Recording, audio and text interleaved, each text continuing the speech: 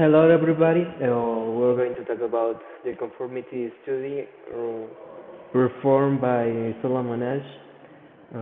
We are on team number five, and we have as members Max Trillo, Julio Hernandez, and me, Alejandro Yao. First, starting with what is conformity? Okay. Well, is the act of changing your behavior in order to fit in a society or in a group of people. You can see in the first image that the girl changes her appearance to fit in their group and be accepted by the others. And down below, you can see that people is jumping to the edge of the cliff just because they see the other people doing it and they don't think about the result of that action.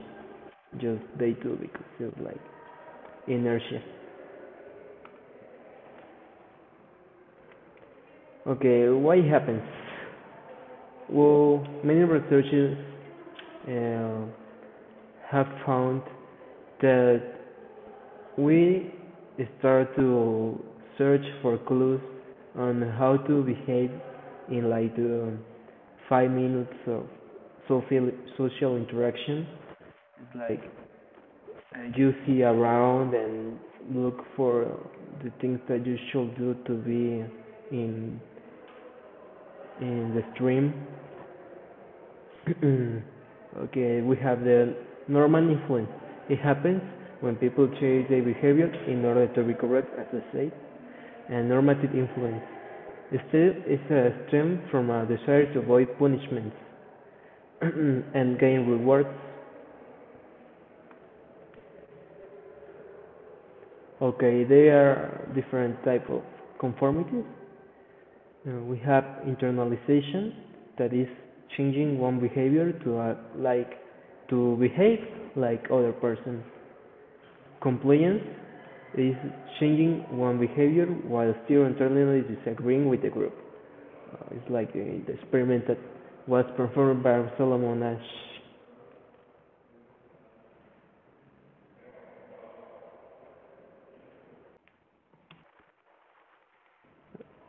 We have the factors of influence. The first is the group size, that people are more likely to conform in situations when you have three or more people in a group. And then the difficulty of the task, that the difficulty of a task can lead to increase or decrease conformity. The situation that people in ambiguous situations and when they don't know what to do exactly, they are going to conform in a different way. For example, when you're on a new job or doing a new thing, you are going to see what the other people is doing, and the cultural difference that people from collectivist culture are more likely to conform, and individual differences. Personal characteristics such as motivation to achieve and strong leadership abilities are linked with a decreased tendency to conform. Solomon Asch was a Polish-American Gestalt psychologist. He was born in 1907 in Warsaw, Poland, where he stayed most of his childhood. At the age of 13, he migrated with his family to the Lower East Side of Manhattan. This zone was inhabited mostly by Jewish, Italian, and Irish immigrants. In his first years of education in the United States, he faced a lot of trouble with English because it was not his mother language. However, he read Charles Dickens books in order to learn English. He obtained a bachelor's degree in science from the College of the City of New York in 1928. Then he moved to Columbia University to get his graduate degree, a master's degree in 1930, and a PhD in 1932. Originally, he was studying anthropology, but his advisor, Max Wertheimer, who is one of the founders of Gestalt psychology, influenced him and changed his views on Gestalt psychology.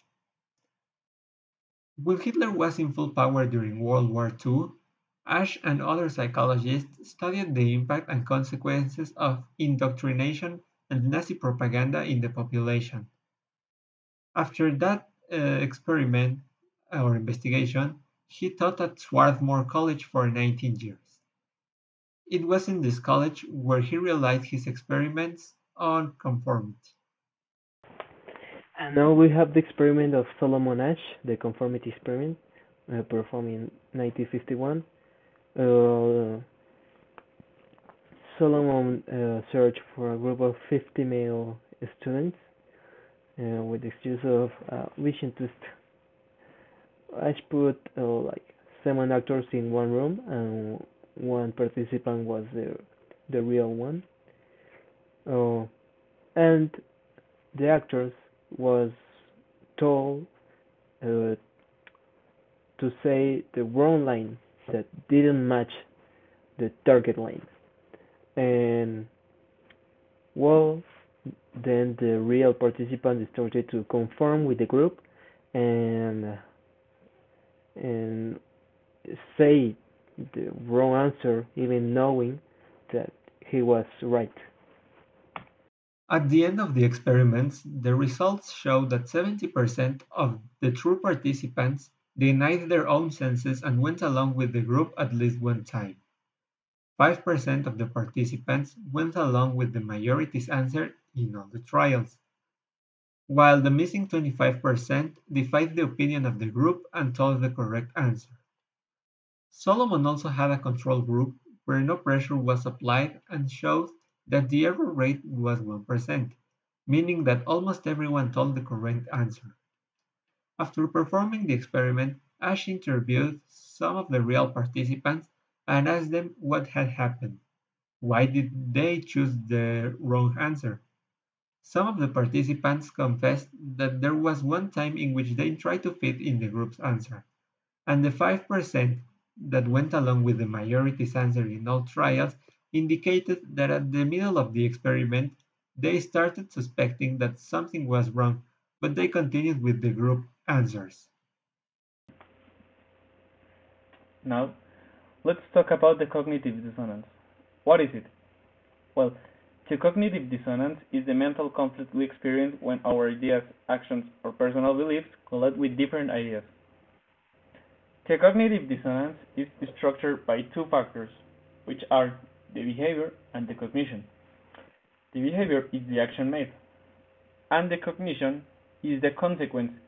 Generally, we already know the consequence of our actions. And let's take three examples to understand better this phenomenon. One of the most common examples is the smokers. The smokers smoke with the concern that it is unhealthy for them. However, they smoke anyways by thinking, for example, some studies have shown that it isn't that unhealthy or alcohol is worse, in a way to comfort themselves. However, they feel guilty anyways. Not they smoke with certain guilty. The same case is with the fast food. Eating sometimes it is okay, but everything in excess is risky. Clearly, the unhealthy food is very risky in excess. The healthy food consumers comport themselves by saying, for example, that cigarettes and alcohol are worse, or even promising to go to the gym when they clearly won't go to the gym. And yeah, you can also go to that party even knowing that you have missing homework. Yeah, you may have a lot of extra points, but how many times have you done the same thing? Those extra points will eventually won't be enough. Leon Festinger was the first to study this phenomenon, and he stated that it is composed by three factors: the decision, which is the main trigger, the effort to make the decision, and the forced compliance behavior, which is basically when you do something you aren't used to doing in private due to social pressure. You can relate to this if you don't smoke and you're invited to vape or something similar in a party, and you end up agreeing because all your friends are watching you. The next topic related is the bystander effect. something very common nowadays, sadly, most of them recorded in video. It is a social behavior that states that the self-likelihood to help decreases between more people or passives are present in an emergency situation. A very famous case of this is the Kitty Genovese. Kitty Genovese was a woman that was arriving to her department when she was brutally stabbed in the same place. It was investigated and it concluded that approximately 30 people in the building heard the crime, and no one called the police. In the end, we can conclude that conformity and social pressure are always present in our lives. They will be there, and they have been there since we were kids. For example, when we were in elementary school and we had to make a group decision, we often stuck with the majority's decision, and it was uncommon to see someone against it because, as we saw in chapter 5, we can go through a negative punishment and this will create a negative feedback. Another example is when we go out with friends. There is always a proactive friend that chooses where to go and what to do, basically makes the plan.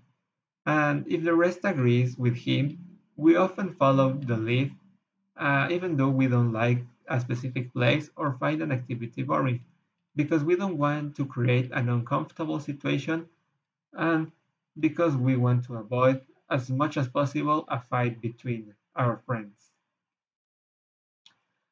Another situation that I've seen in Mexico, and I don't know if it is present in other parts of the world, is the career selection in teenagers. In the first case, there are some teenagers that have the freedom to choose their career, and that's perfectly okay. However, there are others that their parents impose them a career. This career is commonly a math career or a science career because it gives certain privilege and economic stability. Another situation is when a friend wants to stay with his friends after they end commonly junior high school. They want to go to the same high school and make the same career, even though they don't know the career or they don't like it. But because they want to stay with their friends, they and be in a comfortable situation, they stick with them, and eventually they will drop or go out of the career. The last and most common example is the adopting of habits. This is commonly seen in teenagers when they want to join a social group. They commonly change their way of behaving and thinking so that they can adapt to the thoughts and beliefs of the group they want to belong to. And after that, they can stick with them and uh, convive with them. These are the most common and current conformity cases in our society nowadays, especially in a group of young people. Thank you for your attention. But an experiment is not a public opinion poll. It examines behavior under the pressure of social forces, as the experiment of Solomon Asch reveals. The experiment you'll be taking part in today involves the perception of lengths of lines. As you can see here, I have a number of cards, and on each card there are several lines. Your task is a very simple one. You're to look at the line on the left and determine which of the three lines on the right is equal to it in length. All right, we'll proceed in this order. You'll give your answer. Only one of the people in the group is a real subject, the fifth person with the white T-shirt. The others are confederates of the experimenter and have been told to give wrong answers on some of the trials. The experiment begins uneventfully as subjects give their judgments. Two. Two. Two, Two. two, Three. three, Three. Three. But on the third trial, something happens. Two. two, Two. two, Two. The subject denies the evidence of his own eyes and yields to group influence. one, Asch found subjects went along with the group on 37% of the critical trials. But he found through interviews that they went along with the group for different reasons. one. One. They must be right. There are 4 of them and 1 of me. 1. This subject's yielding is based on a distortion of his judgment. He genuinely believes that the group is correct. 1. 1. 1. 2. 1. 2. 2. 2. I know they're wrong, but why should I make waves? 2. In this case, the subject knows he is right, but goes along to avoid the discomfort of disagreeing with the group. Here, the distortion is at the level of his response. 2. 2. 2. 2. In the previous experiment, the naive subject stood alone against the group. In this variation, Asch gave the naive subject a partner, here seated in the 3rd position, who also gives the correct response. 1. 1. 2. 1. 2. With a partner, yielding drops to only 5% of the critical trials compared to 37% without a partner. Although subjects report warmth and good feeling toward the partner, they typically deny that he played a role in their own independence. The partnership variation shows that much of the power of the group came not merely from its numbers, but from the unanimity of its opposition. When that unanimity is punctured, the group's power is greatly reduced. Sometimes we go along with the group because what they say convinces us they are right. This is called informational conformity. But sometimes we conform because we are apprehensive that the group will disapprove if we are deviant. This is called normative conformity. The strength of the normative factor is shown in another variation carried out by Asch. In this variation, the subject is told that because he had arrived late, he would have to write his answers.